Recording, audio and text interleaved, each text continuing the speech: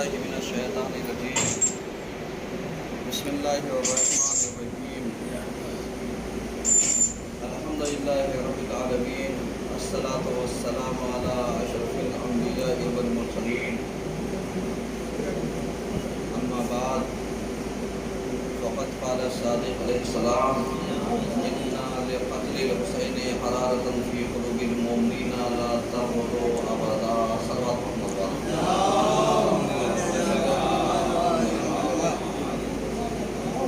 عزیزان گرامی، آج کے پہلے خطبے میں سلسلے مباحث کو آگے بڑھاتے ہوئے ہماری گفتگو اس عنوان پہ جاری ہے کہ کربلا کیا ہے، کیونکہ ایام عزا کے پیش نظر ایک نئے موضوع کا آغاز کیا گیا تاکہ ہر انسان سوال کرتا ہے اور یہ جاننا چاہتا ہے کہ کربلا کیا ہے، کیونکہ ہم جانتے ہیں، ہمیں پتہ ہے، ہمیں علم ہے، ہمارے میں جانکاری یہ ہے، ہم نالج رکھتے ہیں، لیکن غیروں کو سمجھانے کے لیے، غیروں کو بتانے کے لیے، تاکہ ہم انہیں اس چیز کے بارے میں بتا سکیں کہ حقیقت میں کربلا ہے کیا،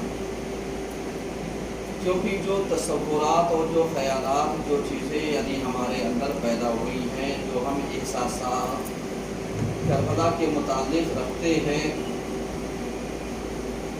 وہ احساسات پیغام امام حسین علیہ السلام سے تھوڑا سا، کیونکہ اگر آپ مطالعہ کریں اور فکر کریں، آپ تفکر اور تدبر کریں، تعقل کریں اور یہ سوچیں کہ واقعی کربلا کیا ہے، تو کیا کربلا کا مطلب صرف یہی ہے کہ امام حسین علیہ السلام 2 محرم کو والد کربلا ہوئے اور 10 کو شہید ہوئے، اس کے بعد یعنی جو سلسلہ تھا وہ اسارت کا اور ختم؟ کیا ایسا ہے؟ نہیں، یہ کربلا کے غم کو اور اس کی یاد کو تازہ رکھنے کا اور باقی رکھنے کا ایک ذریعہ ہے، کیونکہ جب ہم کسی کی یادگار کو ہر سال برپا کریں گے، منائیں گے، ہم پوچھیں گے، معلومات کریں گے، ہم حسین کے اوپر گریہ و بکا کریں گے، تو جب بھی یہ سال آئے گا تو ہمارے ذہنوں میں ایک کربلا کا خاکہ ہمیشہ باقی رہے گا۔ تو یہ جو کربلا ہے یہ تو باقی رکھنے کا ایک ذریعہ ہے تاکہ ہم امام حسین علیہ السلام کی عظیم ترین قربانیوں کو فراموش نہ کریں، کیونکہ اگر ہم امام کی عظیم ترین قربانیوں کو فراموش کر بیٹھیں گے تو نتیجہ یہ ہوگا کہ ہم خالی رونے پیٹنے میں، احساسات میں، امام پر گریہ و بکا کرنے میں بس اسی کو مقصد سمجھ بیٹھیں گے، جبکہ مقصد کیا ہے؟ مقصد وہ ہے جو امام نے اپنی زبانی بیان کیا، اور اسی مقصد کو بچانا، اسی مقصد کے اوپر باقی رہنا، انہی ساری چیزوں کے اوپر برقرار رہنا تاکہ ہم جو روحیہ عزاداری ہے، جو روح عزا ہے، اس کو برقرار رکھیں، اس کو بچائے رکھیں، اس کی حفاظت کریں۔ کیوں؟ اس لیے کہ آج ہر انسان کو جو خطرہ پیدا ہو رہا ہے وہ یہی کہ اگر آپ ایک عزادار ہیں، حسین کے ماتمدار ہیں، اور آپ نے سیاہ لباس پہن لیا، کالا لباس پہن لیا، تو یہ خود ظالم کے خلاف ایک احتجاج ہے، کیونکہ بتانے کی ضرورت نہیں ہے کہ صاحب ہم جب تک نعرہ نہیں لگائیں گے تب تک احتجاج نہیں مانا جائے گا، نہیں، پروٹیسٹ خود ایک عملی کی معلوم دیا کہ ہم نے سیاہ لباس پہن لیا، کیونکہ یہ جو پہنا ہے یہ اپنے سے نہیں پہنا ہے، یہ ہمارے معصومین کی سیرت ہے کہ ایام عزا آنے کے ساتھ ساتھ معصومین کیا کرتے تھے؟ ایک طریقہ بتاتے تھے تاکہ جو اس زمانے کے افراد تھے ان کو بتا سکے، ان کے درمیان یادوں کو تازہ کر سکے، ان کے درمیان جو عزاداری کی قربانیاں ہیں اس کو باقی رکھ سکیں۔ یہی وجہ تھی کہ آپ نے ہمیشہ دیکھا کہ جب چاند محرم کا نکلتا تھا تو جو اہل بیت کا گھرانہ تھا اس کے چہروں سے ساری چیزیں کیا ہو جاتی تھی؟ خوشی کے آثار ختم ہو جاتے تھے، چہرے پر مسکان ختم ہو جاتی تھی۔ اچھی غذا جو تھی اس سے پرہیز کیا جانے لگا تھا، وہ لباس جس کے اندر ظرف پر چمک پائی جاتی تھی اس سے پرہیز کیا جانے لگا تھا۔ کیوں کہا؟ اس لیے کہ ان چیزوں سے زیادہ اہمیت کون سی چیز رکھتی ہے؟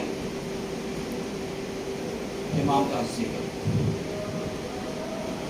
اب جب ہم امام کا ذکر کریں گے تو معرفت بھی ضروری ہے یا نہیں ضروری ہے کہ امام کی معرفت رکھیں؟ اور اگر امام کی معرفت نہیں رکھیں گے تو نتیجہ کیا ہوگا؟ نتیجہ یہی ہوگا کہ جو چیز ہم عزاداری کے نام پر بچانا چاہتے ہیں وہی چیز ہم سے کیا ہو جائے گی؟ چھوٹ جائے گی۔ مثلا امام نے اپنی بہن کو ایک وصیت کی، ایک چیز کی، جہاں پر وصیت کی کہ دیکھو قافلہ سالات تم ہو، بچوں کی، اسیروں کی، سیر سجاد کی، سب کی ذمہ داری تم پر، وہیں پر اپنی بہن سے ایک چیز اور بھی کہی، یا اختاہو لا تنسری فی صلاۃ الغیر۔ یعنی اس کا مطلب کیا ہوا؟ اس کا مطلب یہ ہو گیا کہ ہم ان چیزوں کو بچائے رکھیں جو چیزیں بچنی چاہیے۔ ایسا نہیں ہے کہ مطلب کہ اگر ہم نے ماتم کر لیا ہے تو اب ہم مجلس نہیں سنیں گے، ہم نے اگر مجلس سن لی ہے تو اب ماتم نہیں کریں گے، اگر ہم نے گریو بکا کر لیا ہے تو اب انجمن کے ساتھ کھڑے نہیں۔ یہ تم ہو گئی تو بٹوارہ کر رکھا ہے۔ اہل بیت کیا کرتے ہیں؟ ان تمام چیزوں کو یکجا کرتے ہیں، ان کا پیروکار ان چیزوں کو بچائے رکھتا ہے۔ ہاں جہاں تک اگر کسی کے ساتھ ایمرجنسی ہے، کہیں آنا ہے، کہیں جانا ہے یا کہیں کچھ ہے تو آپ بے شک آپ چلے جائیے۔ ہر کسی کو کام ہو سکتا ہے، ایمرجنسی ہو سکتی ہے، کہیں آنا ہو سکتا ہے، کہیں جانا ہو سکتا ہے، اس میں اختیار ہے کہ آپ جا سکتے ہیں۔ لیکن اگر آپ نے عادت بنا دی تو یہ اختیار نہیں ہے، یہ حسین پر ظلم ہے۔ کس اعتبار سے؟ اس اعتبار سے کہ اگر کل میدان محشر میں امام آپ سے یہ سوال کر لے کہ ہم نے، ہماری جدہ نے، ہمارے اہل بیت نے بار بار یہی کہا ہے کہ اگر اپنے گھر میں مجھے بلانا ہے تو مجلس عزا کا اہتمام کرو، یہی وہ چیز ہے جس میں ہم اہل بیت بغیر بلائے شامل ہوتے ہیں، بغیر بلائے شامل ہوتے ہیں۔ کربلا کی عظمت کو سمجھیے، کربلا کیا ہے اسے محسوس کیجیے۔ کیا واقعی اہل بیت جنت جیسی عظیم نعمت چھوڑ دیتے ہیں ذکر کے لیے کہ صاحب حسین کا ذکر؟ وہ یہ بھی دیکھ کر کے نہیں آتا کہ کسی امیر کیا ہے، غریب کیا ہے، فقیر کیا ہے، مسکین کیا ہے، اونچی ذات والا، نیچی ذات والا، متقی، غیر متقی، وہ یہ بھی نہیں دیکھتے۔ وہ دیکھتے ہیں کہ بس میرے لال کا تذکرہ ہوا ہم آ گئے۔ اب آپ ذرا سا اندازہ لگائیے، اندازہ یہ لگائیے، کیا آپ اپنے آپ کو اہل بیت سے زیادہ برتر سمجھتے ہیں؟ جیسے قرآن نے شیطان سے مخاطب ہو کر کے کہا تھا انت من العالین، کیا تو یہ سمجھتا ہے کہ تو بڑوں میں سے ہو گیا ہے، عالین میں سے ہو گیا ہے؟ اس کا مطلب کیا تھا؟ اس کا مطلب یہ تھا کہ اس کو ایک سائیکالوجیکل ٹوکا دیا گیا، نفسیاتی ٹوکا دیا گیا کہ اگر تیرے ذہن میں خدنات چل رہا ہو کہ تو بھی برابر ہو گیا ہے تو یہ تیری بھول ہے۔ کیوں؟ اس لیے کہ ان کی برابری کوئی نہیں کر سکتا اور تو آیا برابری کرنے کے لیے۔ اس کا مطلب تو اپنے کو اگر بڑا سمجھتا ہے تو بھی شیطان سے کم نہیں ہے۔ اب عزاداری کے لیے اہل بیت جنت چھوڑ دیتے ہیں، ہم ایک کوشچن مارک لگائیے، ہم کہاں ہوتے ہیں؟ लम्हे फिक्रिया अख्तियार कीजिए, हम कहाँ होते हैं। अहले बैत आ गए। अब आप बताइए, ये जो हमारे यहाँ एक रस्म होती है कि जब मजलिस अज़ा शुरू होती है तो उससे पहले हम एक सदर महफिल के लिए या सदर मजलिस के लिए एक कपड़ा, एक गालीचा, कालीन या जो भी होता है हमारी हस्बी हैसियत हम उसको बिछाते हैं। क्यों बिछाते हैं? इसलिए बिछाते हैं कि अगर अहले बैत आए तो उनकी शान में हमारी तरफ से कोई कमी ना हो। और ये सदर मजलिस की जगह हम महसूस करते हैं कि साहब जो शख्सियतें आएंगी वो बैठेंगे, ये हमारा किरदार है। और जब मासूमीन आते हैं तो वो हमेशा बैठते कहाँ पर है? वहाँ पर जहाँ पर अज़ादारों की जूतियाँ उतरती हो, वहाँ पर ये बैठने में फख्र महसूस करते हैं। कहा क्यों? कहा इसलिए कि ये मेरे लाल पर रोने वाला है, ये अहमियत रखता है। आप जरा सोचिए, चाह करके अब मजलिस हुसैन बर्पा होती है, फर्श मजलिस पर बैठने वालों की तादाद कितनी और बाहर खड़े होने वालों की तादाद कितनी। ये मत कहिएगा कि मौलाना नामदार किसी के ऊपर टांग नहीं कर रहे हैं। मैं सिर्फ एक ज़ाविये निगाह और दीदगाह से बताना चाहता हूँ कि कल अगर अहले बैत ने सवाल कर लिया कि जब मेरे लाल का मातम और या उनकी फर्श अदा बिछी थी, तू कहाँ था? अब तुम ये नहीं कह सकते कि साहब मैं मौलवी था, मौलाना था, जाकिर था, आलिम था, फला था। यदि अपना ओहदा मत बताइएगा, क्योंकि उनके ओहदे के सामने सारों का ओहदा खत्म हो जाता है। वहाँ ये नहीं चलेगा साहब अरे ये फला साहब है, मौलाना साहब, जाकिर, अरे भाई अब इनके पास वक्त कम होता है, बाहर अगर खड़े होकर बातें करें तो मोमिन की इयादत कर रहे हो, और उन सबके ऊपर बराबर होगा। हाँ, बराबर कहाँ पर नहीं होगा कि जहाँ पर अहम और मुहिम, मुमकिन है कोई मसला ऐसा हो कि जिसका हल करना ज़रूरी, मुमकिन है कोई बात ऐसी करनी हो जिसका बताना ज़रूरी, क्योंकि एक ज़ाविये निगाह से किसी चीज़ को देखना गलत है। अगर हर चीज़ को एक निगाह से देखोगे तो धोखा खा जाओगे। कहने का मतलब क्या है? कहने का मतलब अगर करबला हमारे सीनों में है, करबला हमारे विजदान में है, करबला हमारे ज़मीर में है, तो हमारे अमल में भी करबला होनी चाहिए। यानी अगर हम घर से निकल रहे हैं मजलिस के लिए, तो अब मजलिस के लिए निकल रहे हैं तो मजलिस में होना चाहिए, मजलिस में होना चाहिए। और अगर हम सिर्फ इस मारे कि साहब चप्पल कौन उतारेगा, कहीं खो गई है, किसी ने कचल दिया, ये हो गया, जिन जगह में तुझे बुलाया जा रहा है, ये कौन सी, ये वो जगह है जहाँ पर तुम्हारी नज़र में हो सकता है अहमियत ना हो, लेकिन जिनके साथ मलाइका उठना, बैठना, चलना, फिरना, फख्र महसूस करते हैं और ये चाहते हैं हमें मौका मिला जाए। आपको मजलिस हुसैन के तुफैल में ये चीज़ें मौका फराहम है कि जहाँ पर अहले बैत हाजिर होते हैं, जहाँ पर अहले बैत आते हैं फर्श अदा की बुनियाद पर।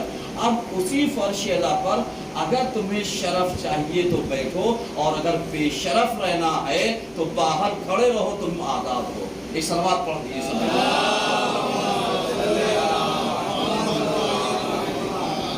बिल्कुल वैसे ही एक मिसाल हो देता हूँ बात को समझाने के लिए कि मसलन अभी कोई वीआईपी पर्सन आपके शहर में आए जो शोहरत याफ्ता हो, आप क्या करेंगे? आप जाएंगे, सलाम दुआ अपना तारुफ करेंगे और कोशिश करेंगे ये पल हमारे कैमरे में क्या हो जाए, रिकॉर्ड हो जाए, सेल्फी भी लेंगे, तस्वीर भी लेंगे, पिक भी लेंगे। क्यों लोगे? अब यहाँ पर चप्पल नहीं कस लेंगे, यहाँ पर धक्के नहीं मिल रहे हैं, यहाँ पर कोरोना वायरस नहीं है, कहेंगे नहीं साहब वीआईपी लोगों के साथ। अब चूंकि ये वीआईपी तुझे तेरी आंखों से दिख रहे हैं तो तू चाह रहा इन्हें कैद कर ले, تاکہ لوگوں کو دکھا سکے ہمارا رابطہ ان سے ہے. تو میاں ان کو آنکھوں سے دیکھا جا سکتا ہے اور اہل بیت کو دل کی بصیرت سے دیکھا جا سکتا ہے. اب اگر اہل بیت تیرے دل میں ہوں گے تو کبھی بھی خطا نہیں کرے گا, اور اگر اہل بیت تیری زبان پر بھی ہوں گے تو ممکن ہے زبان پر ابھی رہیں, ممکن ہے ابھی. ایک سلوات پڑھیے سب مل جائے.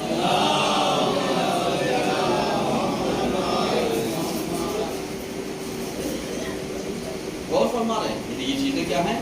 یہ چیزیں اس چیز کی بیان کر رہے ہیں کہ ہمیں کیا کرنا چاہیے. یعنی کربلا کیا ہے, آپ ہماری طرف متوجہ رہے. بارش اپنا کام کرے گی, چونکہ آج 10 محرم میں یہ برسات بھی ہو کر کے شاید پیغام دے رہی ہے کہ ہم آج تک نالا ہے کہ حسین کے اوپر ہم پیاس بجھانے کے کام نہیں آتے.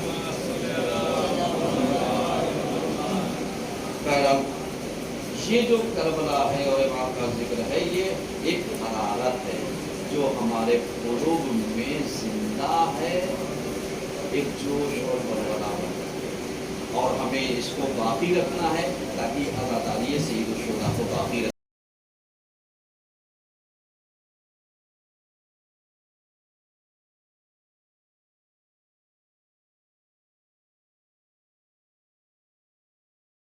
بسم اللہ الرحمن الرحیم. الحمدللہ رب العالمین, الصلاۃ والسلام علی اشرف الانبیاء والمرسلین. اما بعد, فقد قال الحسین علیہ السلام هذا ما اوصى به الحسین علی بن الحسین الی اخیہ محمد المعروف بابن الحنفیہ ان الحسین یشهد ان لا الہ الا اللہ وحدہ لا شریک لہ وأن محمد عبده ورسوله وأن الله يبعث من في القبور. صلى الله عليه وسلم.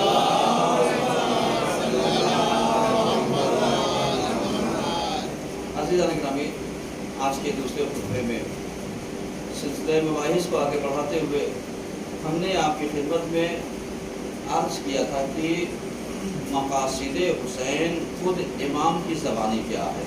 چونکہ امام ایک مقصد نہیں لیے تھے, بہت سارے مقصدوں کو لے کر کے آپ نے مدینے سے حرکت کی تھی. آپ مکے سے تشریف لے کر کے آئے تھے. آپ کربلا بہت سارے مقاصد لے کر کے آئے. کیوں؟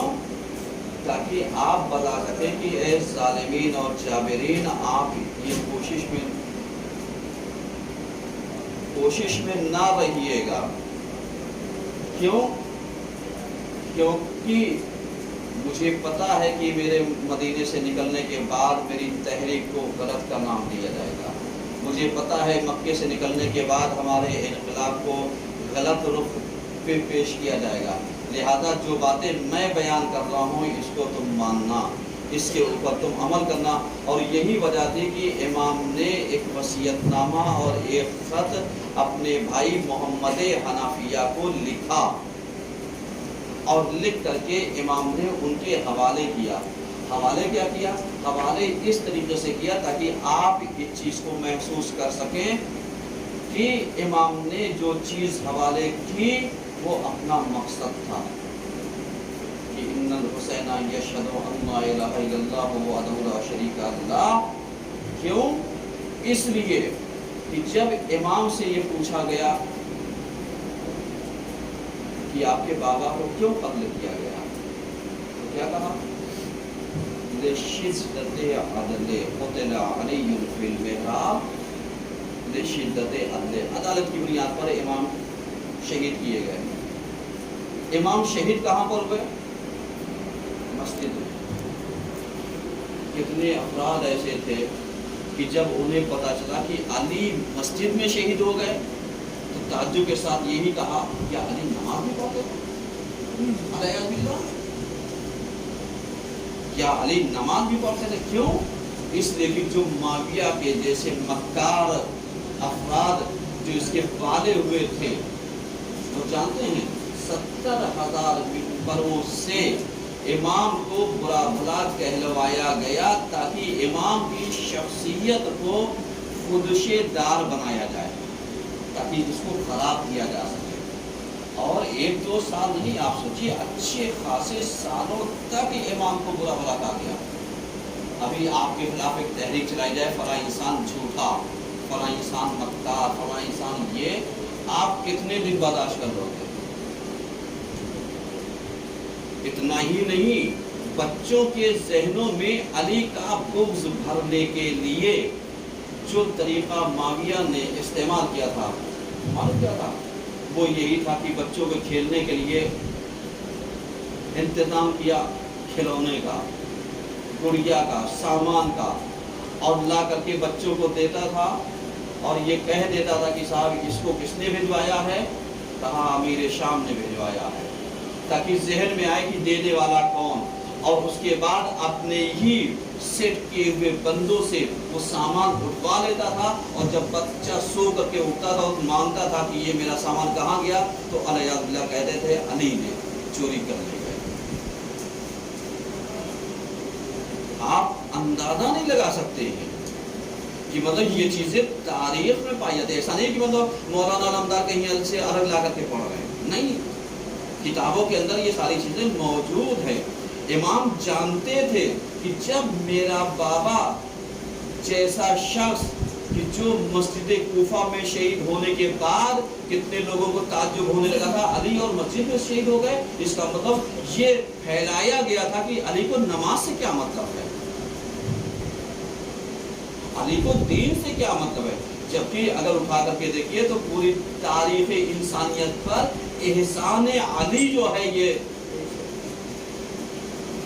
جو ہے اپنا سایہ کیے ہوئے ہے، اور اگر یہ سایہ نہ کیا ہوتا تو دین بچ نہیں جاتا. اور اس کا جیتا جاتا ثبوت یہ کہ بہتوں نے بہت ساری چیزیں یہ کہی کہ صاحب اگر علی نہ ہوتے تو میں کیا ہو جاتا، مٹ جاتا، برباد ہو جاتا، فنا ہو جاتا، ہلاک ہو جاتا. لفظ ہلاک کا لفظ بھی بہت اچھا ہے استعمال، ورنہ اگر علی کہہ دیتا اگر علی نہ ہوتا میں شہید ہو جاتا. عربی کے دونوں لفظ ہیں، سمجھ، لیکن استعمال بھی کیا کیا. جتنا ظرف ہوگا، جتنے شعور ہوگا، جتنی عقل ہوگی اتنا ہی. لیکن علی نے کیا کیا؟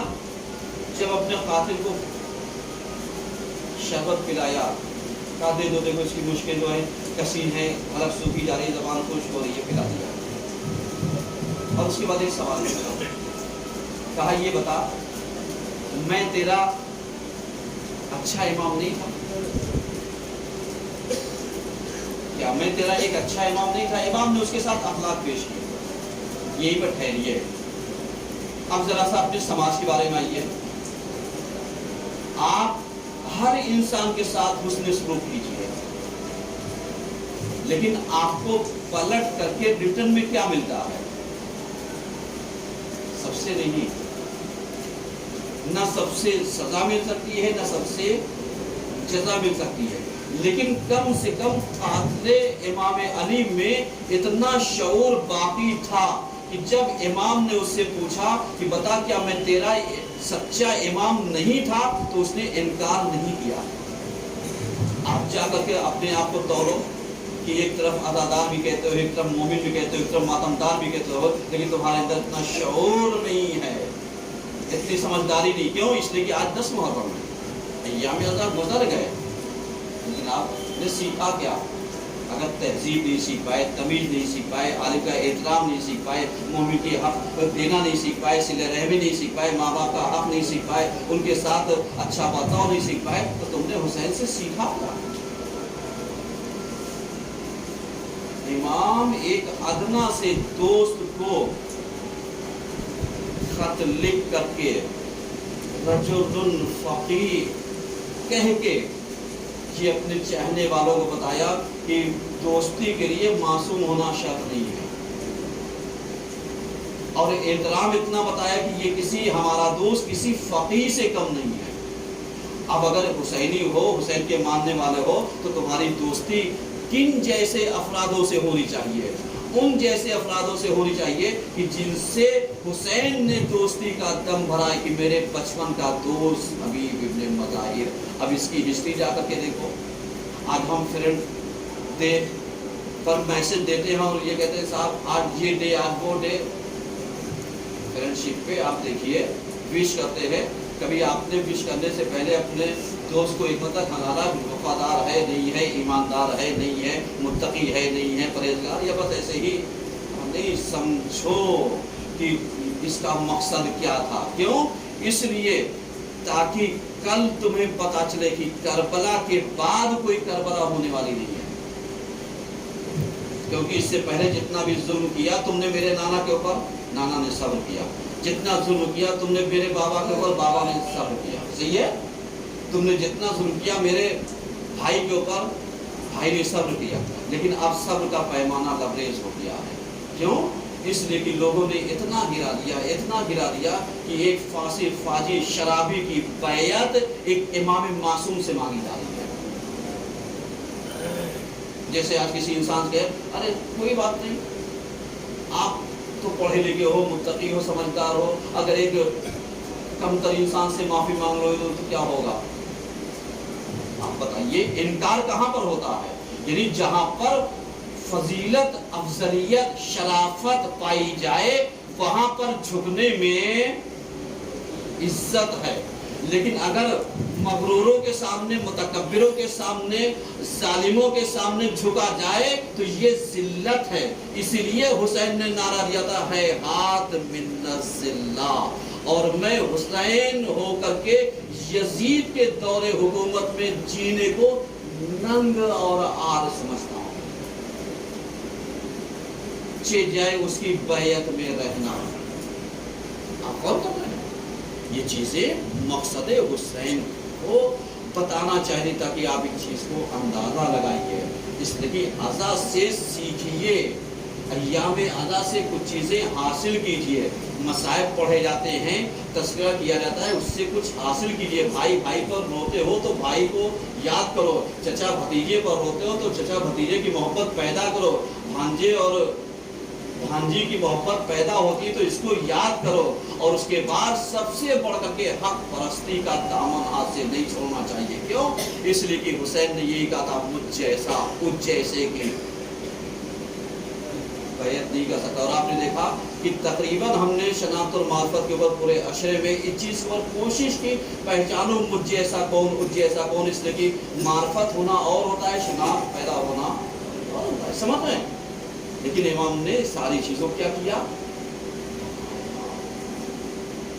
चूंकि अभी यानी आप जुमे की नमाज के बाद तशरीफ रखिएगा, क्योंकि मसाइब होंगे